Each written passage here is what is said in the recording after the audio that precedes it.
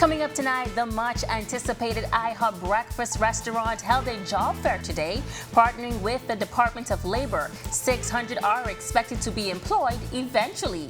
Plus, a family mourns tonight after police record the latest traffic fatality. Stay close. And pamper yourself with Bahama Body. The details straight ahead in our Generation Next segment.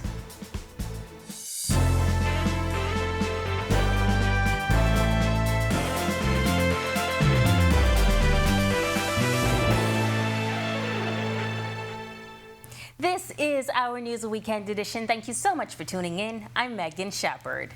IHOP is one step closer to opening its doors on New Providence. Hundreds turning out to the Department of Labor this morning for the first round of interviews for line staff positions. Operations Manager for Caribbean Dining Limited, Dicreus Ramsey, shares exactly what the company is looking for in new hirees. This is a people's business, and one of the things is that we're looking for is that persons have to come with a great personality, good attitude. They understand this customer service business. The very job specific a lot of times can be trained and can be taught, but really it's a people's business and you have to have hospitality. Most of the candidates are very well schooled, they are educated, they're trained professionals already. Now we're just looking at those other little characteristics. The second round of interviews are already scheduled for January 24th and 25th. Now, if candidates are not successful this round, Ramsey says hiring will continue throughout the year as they plan to establish more locations. The first phase for the first store, we're between 175 and 200 persons for the first store. But what is important is that within this calendar year, we will open up 3 IHOPs in Nassau. The second store, we've already identified the second spot, which I will not tell you where it's going to be. And that is going to be hopefully up and ready for August. And by December, the third store will be up and running. So technically speaking, we're really looking today at about 600 persons in total because we have to get stores number 2 and 3 up. The fourth location, he says, could be located on a family island. Ramsey adding that so far they have seen a number of talented individuals. Unfortunately, a good portion of them are unemployed. For us, it's an opportunity to put a dent in the unemployment mark, and our partners here at Labor has been nothing but supportive in helping us to select these candidates. Communications coordinator in the Department of Labor, Nicole Curry, adding that those not hired by IHOP still have job opportunities available to them. We want to let individuals know that we do have vacancies in our online skills bank, similar to what IHOP is hiring for today, and also areas of accounts, administrative, construction. And so if you do come today and you're not experienced or not qualified for what IHOP is looking for, you can definitely be hired in one of those positions that are in our skills bank. A police-involved shooting has left a man dead. Shortly after 12:30 this morning, officers were on routine patrol in the area of Kemp Road and Edwards Avenue when they observed a man with a firearm. The man ran from the area and police pursued. The suspect engaged police and was fatally wounded. A handgun with ammunition was recovered from the deceased. Investigations continue by His Majesty's coroner. Many of the recent murders stem from conflicts, according to police press liaison officer Chief Superintendent Chrislyn Skippings. On Tuesday morning, a man in his 30s was shot and killed on Infant View Road after police say the assailants cut him off while driving. In less than 48 hours, 2 other murders occurred. In the first incident, a 32-year-old man was sitting in front of his Redland Acres home when he was shot to death. In the second incident, a 30-year-old man was found in his car outside his Bristol Street home with gunshot injuries. He was pronounced dead a short time later at hospital. Skippings had this message for parents. It starts at home. We have to teach our children that conflicts are inevitable. Conflicts would occur. But we have to show them that there are different ways to resolve the conflict. You don't resort to violence. Violence only escalates the problem. And Skipping says too many weapons are being used. You know exactly who have the weapons. Before the weapon is turned on you, turn it in to the police. Police on Exuma are questioning a 28-year-old man of Steventon, Exuma, in connection to a recent arson incident. On Wednesday, January 18th, around 3:15 a.m., a female was at her residence when she heard a loud explosion. She then noticed her daughter's Honda Accord fully engulfed in flames. Officers attempted to extinguish the blaze. However, the vehicle had received extensive damage. Acting on intelligence, Exuma police arrested the 28-year-old suspect shortly before 11 a.m. on Friday. A male in his mid-30s is dead following a traffic accident today. Officer in charge of traffic, Superintendent David Lockhart, speaking to reporters on the scene. He says a motorcyclist was traveling east on Cowpen Road when he lost control of the motorcycle and crashed into a utility pole. Lockhart says the man died on the scene due to very serious injuries. He adds that police cannot say what led to the accident at this time. This fatality today makes it third for the Commonwealth of the Bahamas for this year. We are sending an appeal out to all drivers, riders, passengers, pedestrians in the Commonwealth of the Bahamas to please adhere to all the traffic rules and regulation. If you're a pedestrian and you're traveling at night, please ensure that you're wearing highly visible clothes. If you're a passenger in the vehicle, the law requires that you must wear a seatbelt. If you're a passenger on the bed of a truck, the law requires that you must be seated in the bed of the truck and not on the lining of the truck. And as for the high amount of traffic fatalities last year, he says those accidents were due to several reasons. We had careless pedestrians, we had speed, we had persons driving under the influence of alcohol, we had distracted drivers. So there were no one particular one, and that is why our appeal is broad, that we want you to adhere to all of the traffic rules and regulations. And it was not just relegated to drivers. It was passengers, it was riders of bicycles, it was riders of motorbikes, it was passengers on the back of trucks, passengers in vehicles. So our appeal is going to be very broad, that we want all persons to adhere to all the traffic rules and regulations, whether you be a passenger or a driver. The Ministry of Health and Wellness offering condolences on the death of veteran psychiatrist Dr. Timothy Barrett, who passed away in hospital on Friday. Dr. Barrett was a past president of the Medical Association of the Bahamas and a former chairman of the Bahamas Medical Council. In 2021, he assumed the post of mental health consultant at the University of the Bahamas, where he provided services for both New Providence and Grand Bahama. Our news sends heartfelt condolences to his family and friends. May he rest in peace. And still to come on Our News Weekend Edition, government is cracking down on permit holders. If you violate the terms, your permit will be revoked. And recently retired clergyman Bishop Neil Ellis has his say on the country's 50th anniversary of independence. Stay tuned. We'll be right back after this break.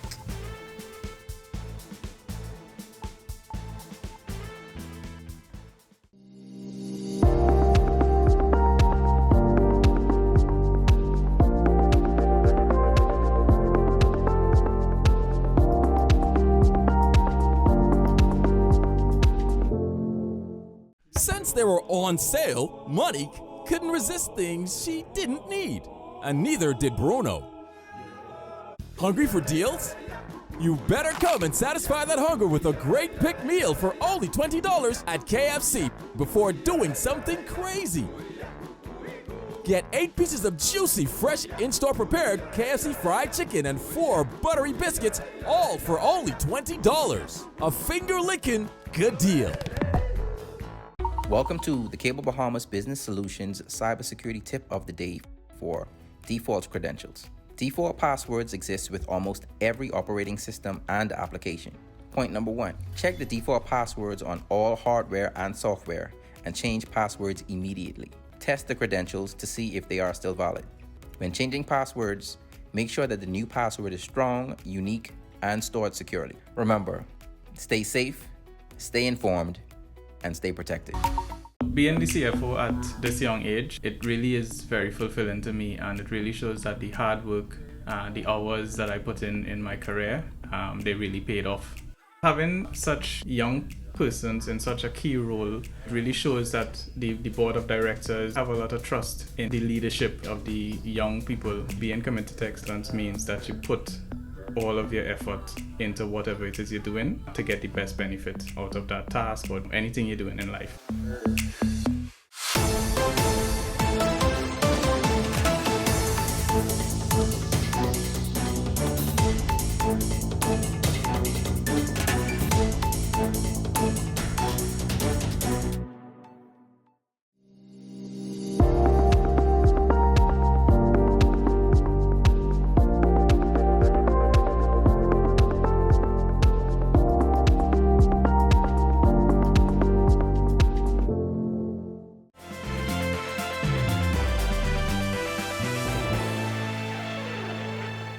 While the Department of Immigration is cracking down on undocumented migrants, Immigration Minister Keith Bell contends there are a number of issues and trends among lawful migrants in the country. Work permits, Madam Speaker, are issued to an employer for whom the employee must work. Work permit holders are not allowed to freelance and engage in work outside of the employer who obtained the permit in accordance with the terms of the permit. If a permit is obtained for a gardener, the person must be a gardener for the employer who obtained the permit. Bell says anyone found violating the terms of their permits will have their permit revoked, and the permit holder will be prosecuted and deported. Employers who obtain permits under false pretenses will be prosecuted, and no further applications for permits will be approved by that employer. I encourage all Bahamians, therefore, to abide by the laws of our land. Stop harboring and hiring illegal migrants. Those persons who have approvals for work permits to hire migrants, please ensure that the work permit is renewed and all fees are paid on an annual basis. The Immigration Minister's comments came during his communication in the House of Assembly on Wednesday, where he issued a stern warning to all those living illegally in the country to get out. He said the failure to leave voluntarily will lead to illegal migrants being arrested, prosecuted, deported, and placed on a restricted list. Health and Wellness Minister Dr. Michael Darville says the ministry is looking at going cashless at clinics. This, he revealed, is all in an effort to protect resources coming into those facilities. The only way we're going to be able to do that is to digitize and at the same time try to create an environment where there is as little cash transfers as possible. We believe by using the debit card, we can ensure that revenue collection is at its maximum. Darville says most hospitals around the world are already cashless. He made it clear, though, that no one will be denied health care. For those who may not have a debit card, Darville says they're looking into a memorandum of understanding to provide temporary cards in exchange for cash. There are always going to be cases where individuals do not have a debit card. We looked at the possibility to go into a memorandum of understanding or an agreement with a company to provide these kiosks that you can access the debit card by placing the cash in and getting the debit card out and going to our counter and purchasing the services or medications. For those individuals who may not, there will be a system in place, particularly in the initial stages, once something like this is implemented for the transition phase. The unveiling of the theme and logo attracting many Bahamians from across the country. Former senior pastor of Mount Tabor Baptist Church, Bishop Neil Ellis, also a part of the celebrations on Thursday night. The bishop says he's proud to be a Bahamian. I am so delighted that I did make it out here tonight, because before you even got to the event, the feel that you got, that Bahamians were happy, they were celebrative, they were joyful. And what I would like to say is after the unveiling of the flag and the official logo and everything and the theme for the year, what really struck me tonight was these designs were done by all young people, young Bahamian people who are of the generation after me. He says he is confident that the country is in good hands. The future augurs bright for the Bahamas, and all we have to do is stay on course, stay focused, and stay Bahamian, and we'll be all right. When our news comes back from the break, feel like pampering yourself? Well, it's time to get your Bahama Body in shape. The details straight ahead. Our news in Florida for the Martin Luther King Scholarship Breakfast. We have the skinny for you when our news weekend edition comes back from the break. Stay close.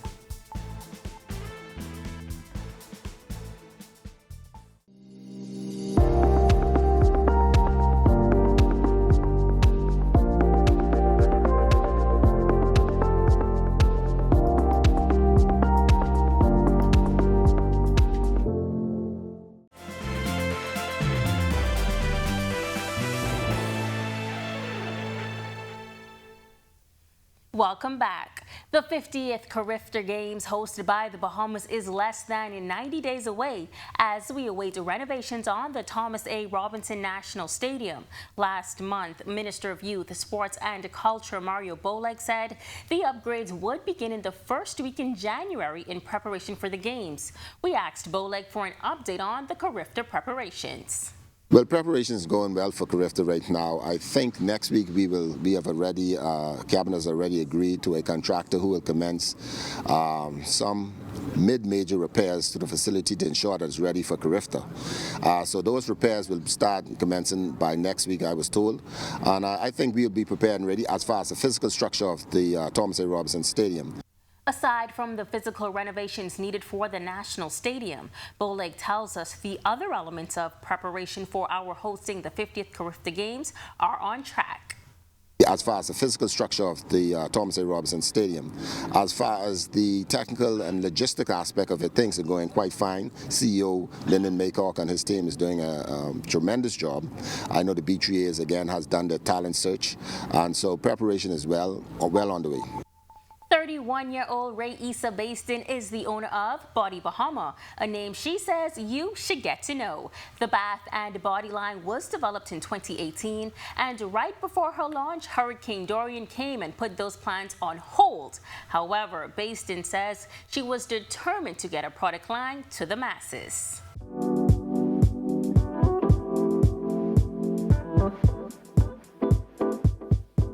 Body Bahama has an array of body creams, body scrubs, bath bombs, body mists, and candles. Their names all play on Bahamian culture, such as Johnny Cake, Rum Cake, Hibiscus, Yellow Elder, and Coconut Tart. I lost everything that I initially bought to start the company, but afterwards I decided, this is something that I've always been passionate about. There's absolutely no way that I'm going to allow this unfortunate situation to take that away from me, to take something away from me that's been with me for as long as I can remember.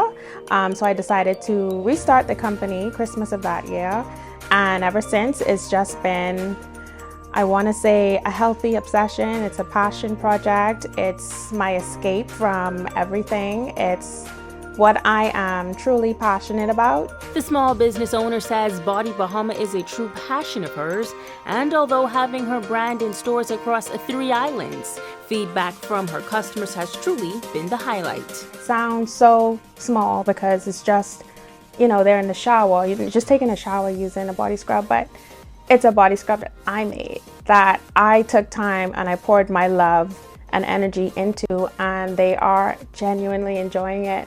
I think nothing tops that.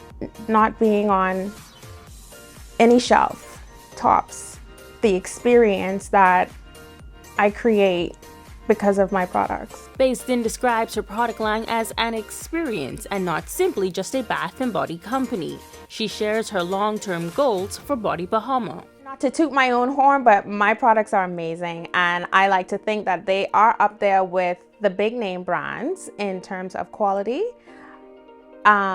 So I'm hoping, and it is my end goal, to one day have, Body Bahama, a Bahamian company, be known worldwide, be sold in stores worldwide, and to be, people's first choice when they think about, I want lotion, I'm going to Body Bahama. I want a body scrub, a face scrub, whatever it is, I'm going to purchase it from Body Bahama. Here's her advice for other aspiring entrepreneurs. As difficult as it can get, if it's truly something that you want at the end of the day, it's going to happen. You just have to be patient. You have to be focused. You have to have that connection with God, because He is going to guide you down the right path for your life. So you just have to stick with it. Coming up after the break, the weather report to let you know if that cool weather is back on its way.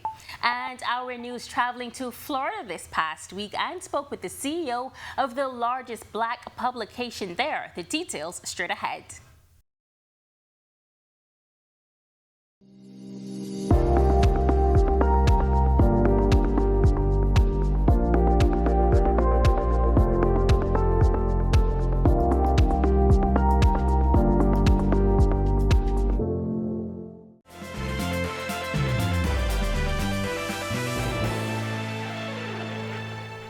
Welcome back. Well, that cool weather seemed to have warmed up a bit, but a little birdie told me more cool weather might be on its way. Let's see what's happening out there in the atmosphere.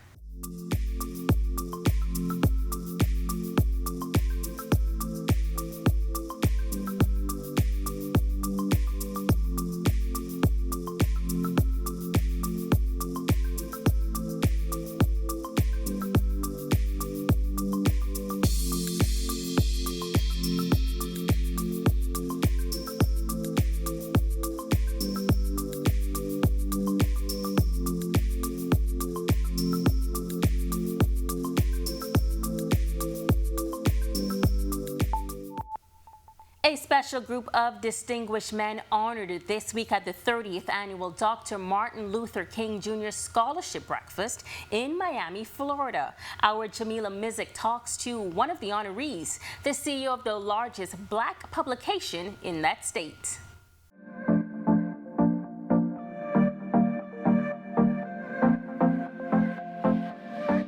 Rich Black is the CEO and publisher of Onyx Magazine, the largest Black publication in the state of Florida. He says the magazine was birthed in 1997 out of Jacksonville. Onyx Magazine is the #1 African-American, African diaspora publication here in the state of Florida. We celebrate the contribution and all of the accomplishments of African Americans and those of the African diaspora. So we're here today because we write the stories that we live, and we bring those things that we talk about in our communities to life in the publication. So we're here today to be celebrated as a history maker as we record the history of our communities. Black is a second-generation owner of the publication, having purchased it from its original owners. I had no inclination that I would be doing this work. I thought I would go to college, get a degree, and just become a very successful businessman working in the business of hospitality. But during Trayvon Martin, I saw myself just pushed to activism and to say, you know what, we've got to change these narratives. And then with George Floyd, that pushed it even further. So I decided that we needed to have a publication that we don't see 6 o'clock news, the negatives. We're going to talk about the positive. And that's what this celebration today is all about. The publisher was among a number of men honored at the 30th annual Dr. Martin Luther King Jr. Scholarship Breakfast in Miami, Florida.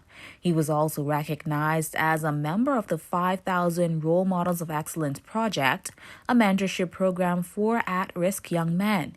He shares what he believes it means to be a role model. It's a situation that every day we're learning.